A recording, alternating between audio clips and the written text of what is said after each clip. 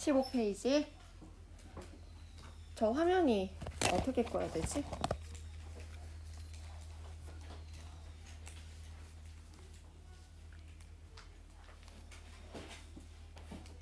됐다. 됐지? 자, 실력 양성 운동 여기서부터 가보도록 하겠습니다. 오늘은 실력 양성 운동을 이제 할 건데, 이 실력 양성 운동에는 이제 이렇게 보시면 될 것 같아요. 20년대 때 실력 양성 운동으로 물산장려 운동과 밀립대학 설립 운동이 있었고, 그리고 30년대 실력 양성 운동으로 이 농촌 계몽 운동이 있었다. 이렇게 우리가 기억을 하면 될 것 같습니다. 여기서부터 하는 거 맞지? 맞지? 맞니? 맞지? 자, 이 실력 양성 운동이라는 거는 어떤 계열이 중심이 돼서 이런 운동을 했냐? 바로 민족주의 계열이 중심이 돼서 이런 운동을 했습니다. 지금 현재 사회주의 계열 그리고 민족주의 계열 이렇게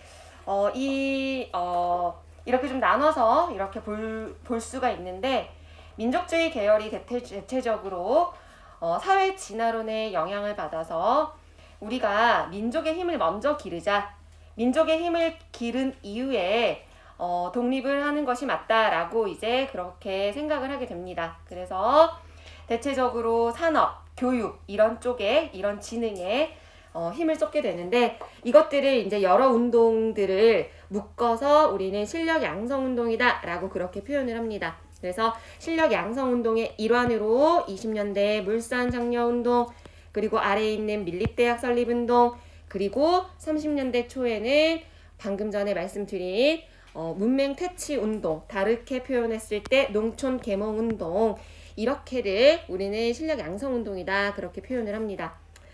자, 그럼 실력 양성 운동 중에 물산 장려 운동부터 한번 살펴보겠습니다. 이 물산 장려 운동은 이제 배경이 어떠한 것이 배경이 되냐면 1920년에 회사령이 철폐가 돼요. 우리가 지난 시간에 이제 일제의 통치 방식에 대해서 10년, 20년, 그리고 30년대 중반 이후 이렇게 먼저 배웠고, 그 다음에 두 번째로 경제 침탈에 대해서도 좀 이렇게 10년대, 20년대 이렇게 나눠서 배웠었거든요. 그런데 10년대 경제 침탈의 내용 중에 바로 회사령이라는 게 있었습니다. 그런데 이 회사령이 1920년에, 그러니까 1910년부터 20년까지의 이 회사령이 정확히 1920년에 철폐가 돼요. 자, 회사령의 내용은 어떤 내용이었냐면, 조선의 회사를 설립하기 위해서는 조선 총독부의 허가를 받아야 된다라는 거였어요. 자, 그런데 20년쯤이 되면은 일본 자국민들이 조선에 건너와서 이제 많은 회사를 설립하게 됩니다. 그런데 그 과정 속에서 조선 총독부가 허가를 내줘야 할 때 이러한 행정적인 불편함이 있었기 때문에, 그리고 이러한 그 자국민들의 그 회사 설립을 조금 더 편하게 해주기 위해서 사실은 회사령을 철폐했거든요. 그래서 회사령 철폐는 다르게 표현하면 뭐라고 표현할 수 있어? 허가제를 신고제로 바꿨다라고 그렇게 표현을 할 수가 있죠. 그래서 우리가 그때 그렇게 배웠어요. 자, 그러면 아주 많은 이제 일본의 기업들이 조금 더 진출하기 편한 상황이 된 거예요. 그지? 그 다음에 두 번째로는 관세 철폐가 될 조짐이 보입니다. 그래서 실제로 관세 철폐됐어요. 자, 그러면 이런 것들이 배경이 돼서 우리 민족의 기업 그리고 우리 민족의 자본을 키워야 한다라는 것이 이제 목표가 돼서 이 물산 장려 운동이 일어난 겁니다. 알겠죠? 자, 그러면 전개 과정을 봅시다. 자, 이거는 외우세요. 암기가 조금 필요한 부분입니다. 평양에서 조만식이 중심이 돼서 조선 물산 장려회라는 것을 조직을 합니다. 어디서? 평양. 누가? 조만식. 알겠죠? 그러니까 이 부분, 이쪽 부분, 지금부터 오늘 배우는 부분은 내용은 너희들이 한 번쯤은 들어봐서 다 아는 내용들이야. 그런데 마지막 결정적으로 암기가 조금 부족해서 문제를 풀 때 놓치는 경우가 간혹 있거든요. 그러니까 오늘 설명을 들으면서 꼭 확실하게 암기할 부분을 암기하시기 바랍니다. 조선 물산장려 운동, 이 물산장려 운동에서는 평양 조만식 이거는 조금 암기하셔야 돼요. 알겠지? 자, 그 다음에 조선 사람 조선 것, 뭐 내 살림 내 것으로 우리 것으로만 살자 이런 구호를 바탕으로 이제 실제로 이런 운동이 일어났고 결과가 중요하겠죠. 결과 오히려 국산품의 가격이 상승되는 일이 일어납니다. 그러다 보니까 오히려 일부 상인들만 이윤을 추구하는 운동이 아니냐라고 하면서 사회주의 계열로부터 비판을 받았어요. 실제로 물가가 폭등했고 물가가 폭등했다라는 거는 어때요? 조선 사람들이 살기가 힘들어지는 모습이잖아요. 그죠? 그 과정에서 일부 상인들, 그러니까 일부 자본가 계급이 오히려 이익을 추구했다라고 해서 실제로 사회주의 계열로부터 비판을 받았고 이것뿐만 아니라 사실은 일제 방해 공작도 있었겠죠. 그지? 그래서 이런 것들이 이제 물산장려 운동의 실패 결과라고 보시면 됩니다. 그 다음에 두 번째로 갑시다. 두 번째 물산장려 운동으로 또 어떠한 일환으로 어떠한 것이 배경이 됐느냐. 초등교육, 실업교육 위주의 우민화 교육 1910년대 1911년에 제1차 조선교육령을 보면은 실업교육 전문교육만 시키는 모습 볼 수 있어요. 그랬죠. 그래서 보통교육의 연한을 줄였었단 말이야. 그 다음에 고등교육, 뭐 인문교육 이런 거 안 시켰어요. 그래서 거기다가 또 20년대로 가면은 문화통치로 일제 통치 방식이 바뀌어서 대학을 설립을 해줄게라는 그러한 이제 방향이 바뀌자 우리 정말 그럼 대학 설립하자라고 하면서 밀립대학 설립 운동이 일어난 겁니다. 그런데 그 결과 어떻게 됐어요? 그 결과 일제가 탄압합니다. 일제 탄압으로 실패를 했고 그 다음에 일제가 또 여기 1924년에 일본의 일제의 경성제국대학을 설립을 함으로써 이제 실패했다라고 보시면 돼요. 결론만 이야기를 하자면 물산장려 운동, 밀립대학 설립 운동 20년대에 일어난 민족주의 계열이 중심이 돼서 일어난 이러한 실력 양성 운동이 일제 탄압, 일제 방해 공작 등으로 인해서 결국에는 실패했죠. 그 다음에 암기할 부분은 물산장려 운동은 누구의 어디? 조만식이 중심이 돼서 평양에서 밀립대학 설립 운동은 이상제라는 인물이 중심이 돼서 밀립대학 설립 운동 일어났습니다. 자, 그러면 20년대 초반에 실력 양성 운동 봤으니까 이번에는 뒷장에 30년대 초반에 농촌 계몽 운동으로 가겠습니다. 자, 이거는 30년대 초라고 보셔도 돼요. 둘 다 34년에 이제 이 운동이 끝나긴 했는데 어쨌든 시작이 29년, 31년 둘 다 이제 30년대 초반에 일어난 실력 양성 운동인데 여기서 조심해야 될 것, 여기서 정말 조심해야 될 것이 그때도 제가 말씀을 드렸지만 농촌 진흥 운동하고 헷갈리면 안 돼요. 농촌 진흥 운동 뭔지 기억나시죠? 선생님이 그때 정말 강조했었어요. 빨간색 글씨로 총독부 주도에 라고 써가면서 또 눈빛이 흔들리니까 보여줘야 될 것 같아요. 처음 듣는 척 하면서 막 눈빛이 막 흔들려서 자, 지금 일제의 경제수탈 30년대입니다. 이때 우리 병참기지와 남면북양 배웠지. 그와 동시에 뭐 배웠었냐면 농촌 진흥운동 배웠어요. 이것도 시기적으로 30년대에 일어났어요. 30년대 초는 아니지만 30년대 초부터 32년부터 40년대까지 일어난 운동이거든요. 그런데 여기서 중요한 거는 이거 누가 한 거야? 총독부 주도야. 그러니까 20년대에 뭐 소작쟁이 이런 것들이 이제 일어나자 농민층이 몰락을 하자 농민층을 회유하기 위해서 그리고 동시에 통제하기 위해서 누가 주도로 총독부 주도로 일어난 운동이에요. 농촌 무슨 운동이야? 진흥 운동이야. 계몽이랑 헷갈리면 안 돼요. 알겠죠?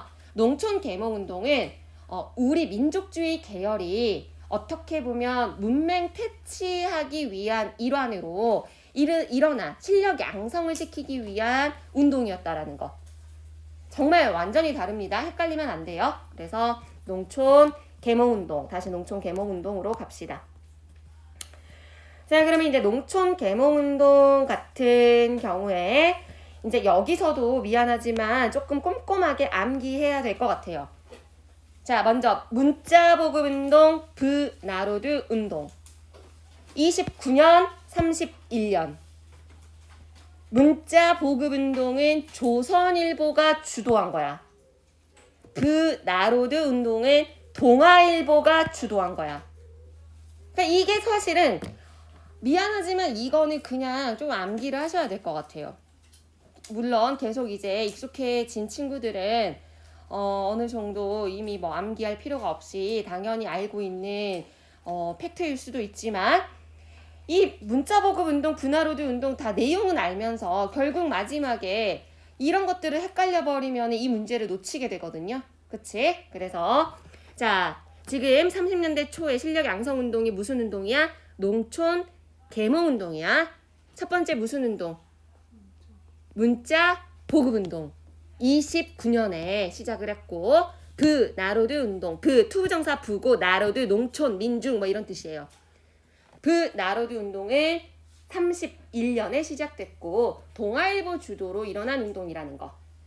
그래서 문자 보급 운동은 한글 교재 보급, 그리고 이 브나로드 운동은 야학. 사실 야학이라는 게 1920년에 이제 야학 운동이 계속 있었는데 어떻게 보면 이거를 이어받은 게 이 농촌 계몽 운동이라고 할 수도 있어요. 그래서 그 뒤를 이어서 야학뿐만 아니라 한글 보급뿐만 아니라 미신타파 구습 제거, 이게 이제 이 브나로드 운동의 전개 과정이었다. 그렇게 보시면 될 것 같습니다.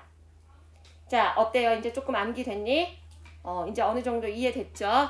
모두 다 실력 양성 운동의 일환으로 우리가 기억하시면 좋을 것 같아요. 그 다음에 농민 노동운동 한번 가볼까요? 자, 지금 방금 전에 우리가 말했던 민족주의 그 실력 양성 운동은 어떤 계열이 중심이 돼서 일어난 운동이었어요? 민족주의 계열이 중심이 돼서 일어난 운동이었죠. 이제는 사회주의 계열의 영향을 받아서 그 사회주의 계열이 조금 중심이 됐던 운동들에 대해서 살펴보도록 하겠습니다. 자, 20년대가 되면은 사회주의 사상이 소련의 레닌이 사회주의 운동을 이제 성공을 시켰기 때문에 거기다가 레닌이 어떤 발표를 해요? 약소민족 지원해주겠다라는 이런 발언들로 지원 약속이 배경이 돼서 사회주의 사상이 유행을 하게 됩니다. 실제로 일본에도 중국에도 조선도 당연히 3.1운동 이후에 사회주의 사상이 들어왔고 지식인층, 뭐 학생층들을 중심으로 이 사회주의 사상이 유행이 돼요. 확산이 됩니다. 자, 이들의 목표는 첫 번째는 민족의 독립이야. 하지만 또 다른 목표는 뭐야? 계급 해방이야. 계급 해방. 사회주의 계열의 목표, 계급 해방이죠. 부르주아 계열하고는 달리 가겠다라는 거죠. 자, 그래서 1925년에 조선 공산당을 결성합니다. 그리고 그 이후에 그 밖에 어떻게 보면은 약소계층들을 위한 운동에 많이 부르주아 계층에 대항해서 그런 운동들을 많이 참여하는 모습을 보여줘요. 청년운동, 학생운동뿐만 아니라 농민운동, 노동운동, 여성운동 이러한 사회운동에 아주 많은 영향을 끼치죠. 여기서 지금 우리의 제목은 농민 노동운동이란 말이야. 자, 그럼 농민운동과 노동운동을 봅시다. 다른 말로는 농민운동, 소작쟁이, 노동운동은 무슨 쟁이라고 볼 수 있겠어요? 노동쟁이, 뭐 그렇게 볼 수 있겠죠. 그래서 이 두 개가 이제 농민운동, 노동운동으로 볼 수가 있는데 여기서 중요한 게 이거 먼저 봅시다. 대표 사건. 암태도 소작쟁이, 이거는 대표적인 농민운동이에요. 미안하지만 이거 알아야 돼. 그냥 이건 상식이야, 상식. 일제시기에 일제강점기 하에서 일어난 농민운동 중에서 아주 대표적인 운동이었다. 그렇게 보시면 돼요. 1923년에 암태도 소작쟁이. 그 다음에 1929년에 원산 총파업. 이거는 대표적인 노동운동이었어요. 거의 6개월가량을 했대요. 1929년에 무슨 운동? 원산 총파업. 이거 외워야 돼. 그냥 알아야 돼요. 이건 상식이에요. 자, 다시 농민운동. 대표적인 농민운동 뭐가 있어? 소작쟁이. 뭐가 있어? 23년에 암태도 소작쟁이. 대표적인 노동쟁이로는 뭐가 있어? 29년에 원산 총파업. 알겠지? 지금 저랑 하면서 같이 외워버리세요. 이 부분에서 오늘 한 문제 수능 나온다. 그럼 이건 그냥 무조건 맞아야 돼. 알겠지? 자, 그래서 23년, 29년에 이제 대표적인 사건을 알았는데 이 농민운동, 노동운동 둘 다의 공통점이 있어요. 뭐냐? 자, 20년대에 일어난 모든 농민운동과 노동운동은 생존권적인 투쟁 성격이 강했어요. 그러니까 쉽게 표현해서 못 살겠으니까 정말 일으킨 거야. 먹고 살기 힘드니까. 다르게 표현하면 경제적인 이유가 더 컸어요. 경제적인 이유로 사실은 어떻게 한 거야? 운동을 일으킨 거지. 그런데 이게 20년대에 일어난 이런 운동들이 30년대로 가면서 생존권적 투쟁을 넘어서서 뭐랑 결합이 되냐면 항일운동까지 결합이 돼요. 그러니까 여기에 뭐까지, 어떤 색채가 들어간 거야? 정치적인 색채까지 들어간 거다라고 보시면 돼요. 알겠죠? 그래서 20년대 농민운동, 노동운동 모두 다 생존권적인 투쟁이 강했다면 30년대로 넘어가면서 이게 정치적인 색채인 항일운동으로 발전했다, 변했다. 심지어 노동운동 같은 경우는 항일뿐만 아니라 반제국주의적인 성향까지 보여줘요. 그래서 경제에서 정치적인 색채로 넘어갔다라는 거. 이것이 중요한 부분입니다. 자, 농민운동, 노동운동 여기서 중요한 거 암기할 거는 뭐야? 첫 번째 23년에 암태도 소작쟁이, 그 다음에 29년에 원산 총파업, 그리고 20년대 생존권적인 거에서 30년대 항일적인 정치적인 색채가 들어갔다라는 것까지. 알겠지? 자, 그 다음에 이제 사회운동으로 가봅시다. 사회운동으로는 여성운동, 소년운동, 형평운동, 이러한 사회운동이 이제 일어났어요. 그 일제강점기 하에서도 우리가 이렇게 어떻게 보면 아직도 지금도 우리가 이슈가 되어 가고 있는, 약자가 아닌데 어떻게 보면은 약자이기 때문에 어떻게 보면 아직도 많은 사건들이 일어나고 있죠.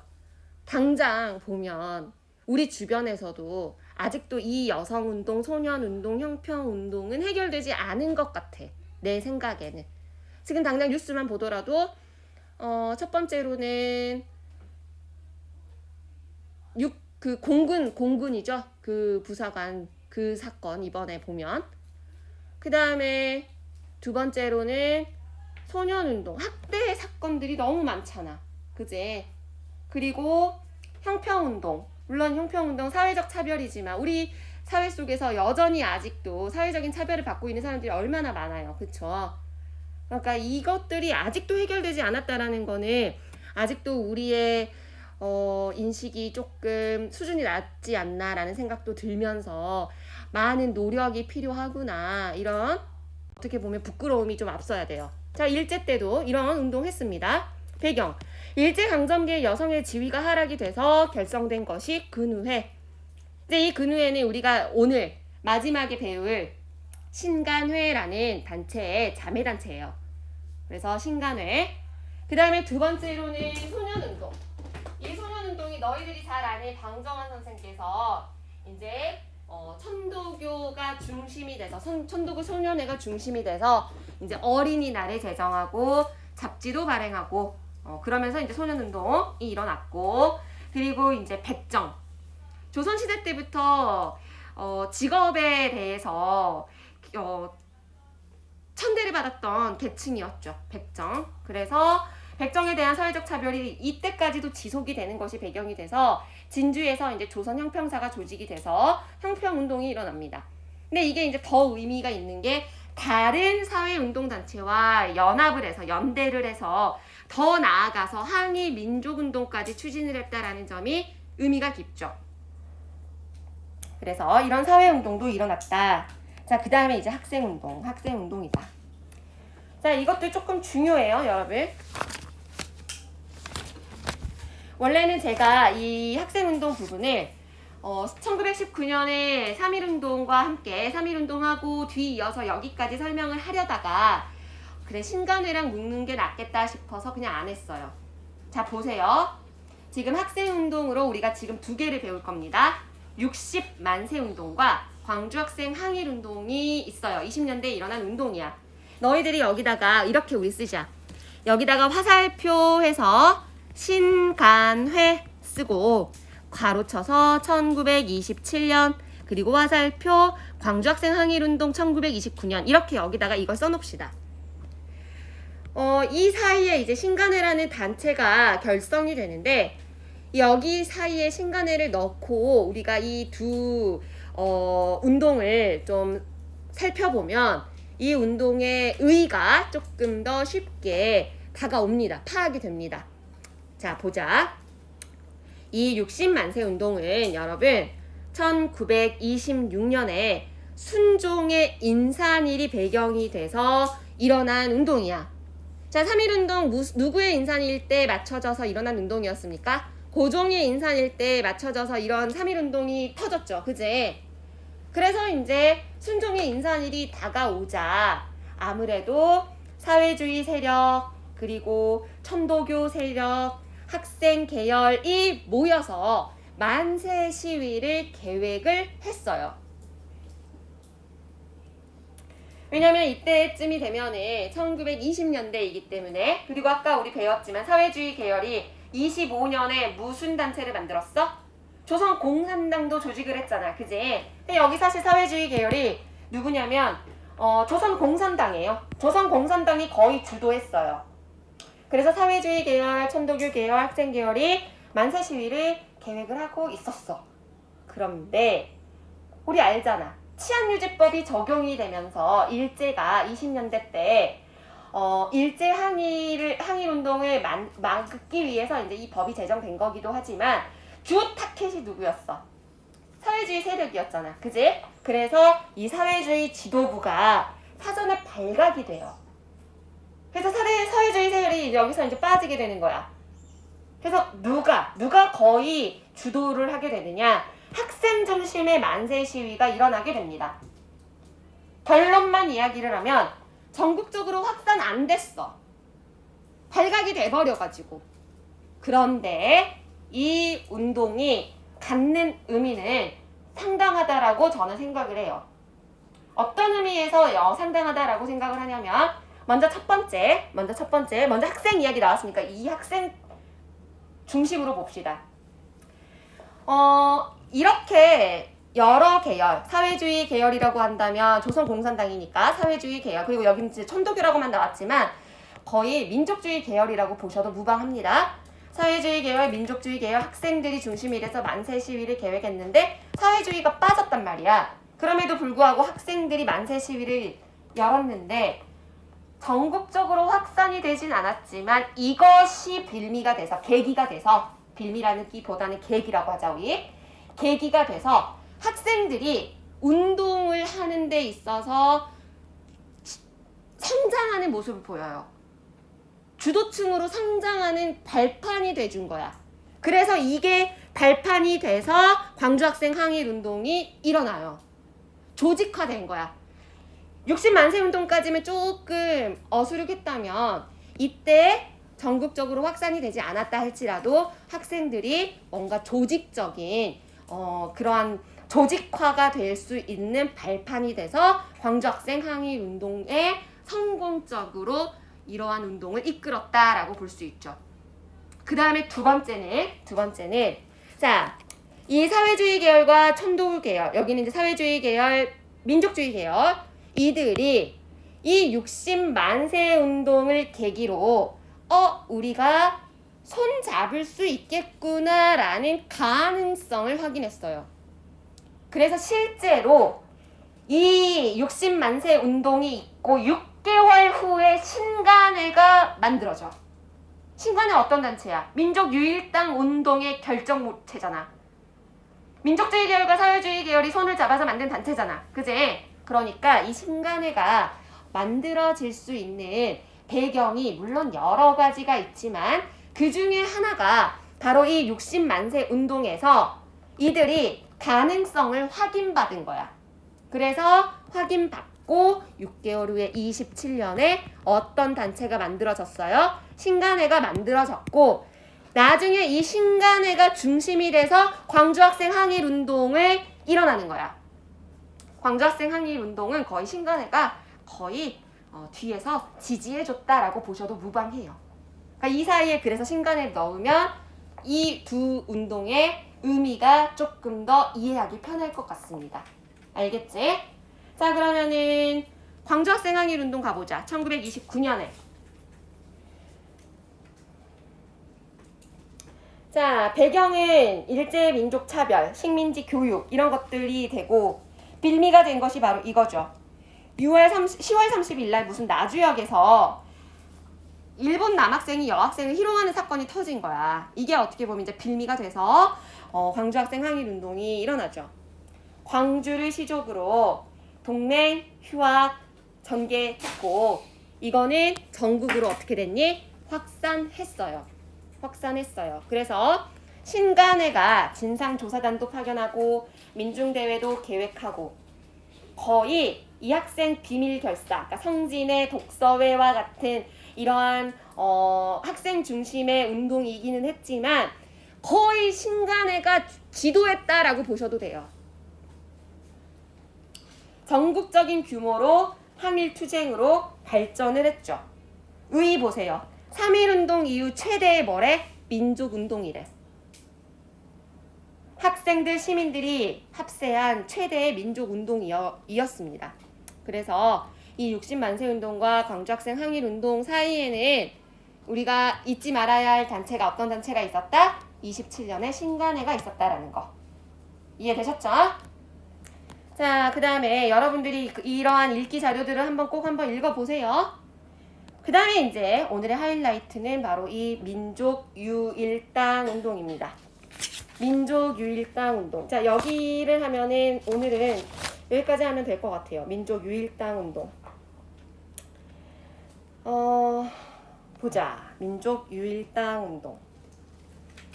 지금 우리가 민족주의 계열이 주도했던 실력 양성 운동 살펴봤고, 그리고 1920년대 사회주의 사상이 유입이 되고 나서 이 사회주의 계열이 좀 중심으로 일어난 농민운동이나 노동운동이나 이러한 운동들까지 우리가 지금 살펴봤어요. 이번에는 이 두 계열이 민족유일당 운동의 일환으로 이제 일어난 신간회에 대해서 살펴보려고 합니다. 자, 먼저 이것부터 보자. 민족주의 계열. 이거부터 보자. 지금 여기에 이제 유일당 운동이 일어나게 된 배경인데 민족주의 계열이 분화돼요. 두 개로. 그리고 이때 맞춰서 또 사회주의 계열이 등장을 합니다. 근데 또 이 사회주의 계열이 등장과 동시에 치안유지법으로 인해서 탄압을 받아. 사실 이거는 전 세계적인 현상이죠. 20년대에 사회주의 사상이 유입이 됐으니까. 그래서 이 두 계열이 지금 합쳐졌다라는데 구체적으로 어떻게 합쳐졌는지를 봅시다. 자, 민족주의 계열에서 타협적 민족주의와 비타협적 민족주의로 이렇게 분화돼요. 그럼 여기서 타협적 민족주의가 누구야? 일본에게 타협적인 민족주의다. 그렇게 보시면 이해하시면 편할 것 같아요. 자, 이광수, 채린. 너희들이 아는 대표적인 변절자들이죠. 예를 들어 이광수의 이 민족적 경륜이라는 글을 한번 읽어봅시다. 지금까지 해온 정치적 운동은 모두 일본을 적대시하는 운동뿐이다. 이런 종류의 정치운동은 해외에서나 할 수 있는 일이고 조선 내에서는 허용되는 범위 내에서 일대 정치적 결사를 조직해야 되는 것이 우리의 주장이다. 그러니까 뭐라고 하는 거냐면 뭐라고 지금 주장을 하고 있냐면 얘네들이 실력 양성 운동이 실패하자 약간 이제 생각을 잘못한 것 같아요. 뭐라고 생각을 하느냐? 우리 그냥 식민 지배 인정하자. 우리가 아직 실력이 없다. 식민 지배 인정하고 그 인정한 범위 내에서 그나마 우리가 얻을 수 있는 자치권을 주라고 하자. 획득하자. 라는 이러한 주장을 하게 됩니다. 그래 민족정도 개조하자. 이러면서 민족주의 계열 안에서 타협적인 민족주의자들이 등장을 해요. 여기에 반해서 이 타협적인 민족주의자들을 비판하는 민족주의 계열이 당연히 있겠지. 자, 이들을 비타협적 민족주의자라고 우리는 그렇게 지칭을 합니다. 이상제, 안재훈과 같은 인물. 그러면서 아니야 무슨 말도 안 되는 소리냐. 완전 독립해야지. 라고 하면서 이제 비판을 하고 바로 이들이 사회주의자들과 연대하게 되는 거야. 자, 그래서 뒤로 가보자. 신간회 27년에 이제 결성이 됩니다. 조금 더 구체적으로 이제 신간회가 어떻게 결성하게 됐는지 그 배경을 국외와 국내로 나눠서 좀 살펴봅시다. 국외부터 보자. 국외. 코민테른의 지침 1920년 코민테른. 소련 공산당이 주도하는 공산당이 코민테른이 아니더라. 그 코민테른이 지침을 내려요. 노선이 어떻게 되냐? 앞으로 우리가 민족 부르주아 세력하고 제휴해라. 그냥 손 잡아라 라는 지침이 떨어져요. 왜 떨어졌을까? 우리는 제국주의자들과 싸워야 하니까. 알겠지? 1920년에 이 지침 자체가 코민테른의 노선 자체가 민족주의 계열하고 손 잡으라고 해요. 그래서 그 지침, 그 노선에 의해서 우리 조선에서도 이러한 유일당 운동이 어떻게 보면 일어날 수 있는 계기가 된 것이고 사실은 우리나라뿐만 아니라 중국에서도 뭐 다른 지역에서도 뭐 베이징에서도 뭐 안창호 선생이 이런 유일당 운동했을 뿐만 아니라 우리가 지금 20년대 봉오동 전투와 청산리 대첩 이거를 지금 이쪽 그 전쟁들을 지금 항일 무장 투쟁들을 지금 안 배웠는데 여기서도 우리 나중에 이제 너희들 대충 알겠지만 참의부, 정의부, 신민부 이런 것들이 이제 만들어졌다가 이 이후에 다시 합쳐지는 그것도 민족 유일당 운동의 일환으로 그렇게 합쳐지는 모습을 보였거든요. 각 지역에서 이러한 코민테른의 노선 변화로 인해서 유일당 운동이 일어납니다. 중국에서는 또 어떤 운동이 일어났느냐? 제1차 국공합작. 공산당과 국민당이 합작하는 또 그런 모습도 보여줬었어요. 그래서 이런 식으로 국외에서 코민테른의 지침에 의해서 이렇게 공산당과 부르주아 세력이 손을 잡는 연대하는 모습들이 보여집니다. 그 다음에 이제 우리 국내 봅시다. 국내. 방금 전에 우리가 배운 대로 민족주의계 어때요? 분열했죠? 타협적 민족주의자들과 비타협적 민족주의자. 타협적 민족주의자 뭐라고 말하니? 막 자치론 이런 이야기 하잖아 지금. 얘네들 탈락하고 이 비타협자 민족주의자들과 사회주의자들이 손을 잡은 거야. 또 하필 이때 당시 국내에서 치안유지법으로 인해서 사회주의 계열이 많은 타격을 입고 있었어요. 그래서 이제 이들이 손을 잡게 됐고 방금 전에 우리가 배운 대로 60만세 운동 이후에 우리 정말 필요하구나. 우리 손 잡을 수 있겠구나라는 가능성을 확인하죠. 그래서 비타협적 민족주의 계열, 조선민흥회가 대표적인 민족주의 계열, 이들과 사회주의 계열이 연대하게 됩니다. 그때 당시 이제 사회주의 계열이 선언했던 것이 이 정우회 선언이에요. 정우회 선언. 뭐라고 말을 하냐면 한번 읽어줄게요. 들어보세요. 너무 긴데? 민족주의적 세력에 대해서는 그 부르주아 민주주의적 성질을 명백하게 인식하는 동시에 또 과정상 동맹자적 성질도 충분히 승인하여 이 말이 뭔 말이야? 제국주의랑 싸워야 된다라는 측면에서는 우리가 지금 동맹자라 이거지. 그것이 타락하지 않은 한, 타락한 애들을 지금 누구를 지칭해서 하는 말이겠어? 타협한 애들이겠지. 타협한 민족주의 계열을 말하는 거겠지. 타락하지 않은 한 적극적으로 제휴해서 대중의 개량적 이익을 위하여서도 종래의 소극적 태도를 버리고 분연히 싸워야 할 것이다. 그러니까 다시 말하면 우파 중에서 건전한 우파라면 우리 타협할 의사 있어 라는 게 핵심이야. 정우의 선언이, 내용이. 그래서 이제 이런 것들이 계기가 돼서 결국 연대합니다. 그래서 신간을 만들어진 거야. 자, 회장 이상재 그리고 부회장 홍명희, 이 사람들이 이제 중심이 돼서 전국 각지에 지회도 설치하고 야학도 지도하고 국민계몽, 그 다음에 대중운동, 노동쟁이, 뭐 소작쟁이, 동맹휴학 이런 것들을 지도합니다. 그리고 어땠어 아까? 광주학생 항일운동, 광주학생 항일운동 알겠지? 광주학생 항일운동에 운동 진상 조사단도 파견하면서 민중대회 개최하고. 근데 결국 결론은 어떻게 해소가 됐냐? 여러 가지 이유가 있지만 첫 번째는 일제가 탄압했죠. 탄압했겠지. 탄압했고 그 다음에 또 두 번째로는 새로운 집행부들이 좀 우경화되는 경향을 보입니다. 당연히 사회주의 계열 불만스럽겠죠. 그 다음에 결정적으로 코민테름의 지침이 떨어져요. 노선이 변합니다. 제휴하라고 했던 이 노선이 이제 제휴하지 마로 변한 거야.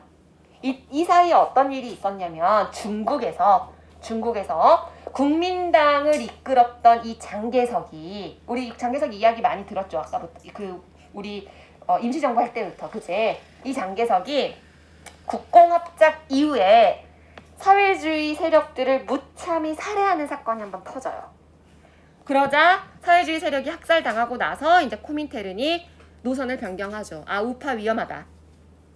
그러면서 결국에는 국내 국외 여러 가지 환경에 의해서 신간회가 해소되는 결론에 이릅니다. 그래서 27년부터 31년까지의 유일당 운동의 결과물 신간회, 이렇게 기억을 하시면 될 것 같아요. 알겠지? 자, 여기 아래에 있는 이 표는 한번 봅시다. 나머지 창립 배경이랄지 강령들은 여러분들이 한번 읽어보세요. 읽어보시고 이거 한번 우리 다시 한번 살펴봅시다.